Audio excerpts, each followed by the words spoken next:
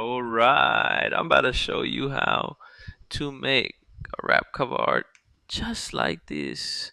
Step by step in Photoshop. We're going from blank canvas to finished design with flames, textures, lighting, and effects. Let's get into it. First, grab your stock images. Make sure they're high quality for the best results.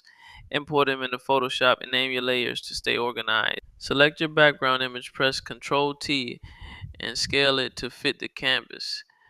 Then go to the bottom right and add a color lookup adjustment layer. Choose the moonlight or night from day preset for a nighttime vibe. Next, add a levels adjustment layer. Drag the white and black sliders to darken the highlights and push the night theme. Now bring in your page image. Use the remove background tool to isolate it, then scale and position it where you want.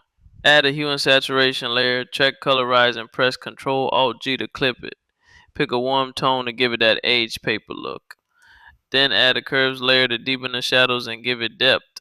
Drag in the burnt paper texture and remove the white background. Place it on top of your page to create a cutoff edge. Hold Ctrl and click the burnt paper layer thumbnail to select the shape. Press Ctrl Shift I to invert the selection. Now select the page layer, grab a soft brush and erase the top to create the burn.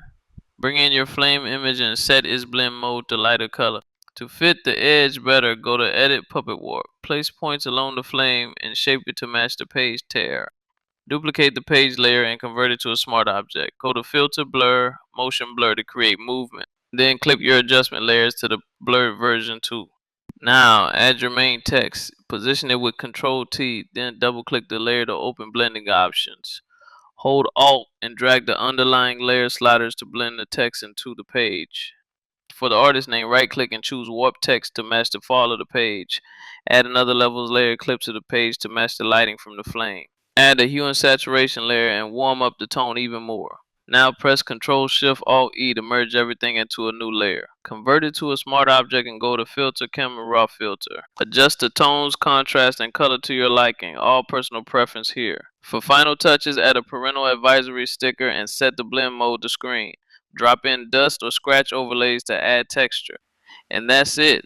Your wrap cover is done. You can sell it, post it, or even animate it in After Effects for a full visualizer. Let me know if you want that in the next tutorial. Like, subscribe, and drop a comment on what you want to see next. See ya.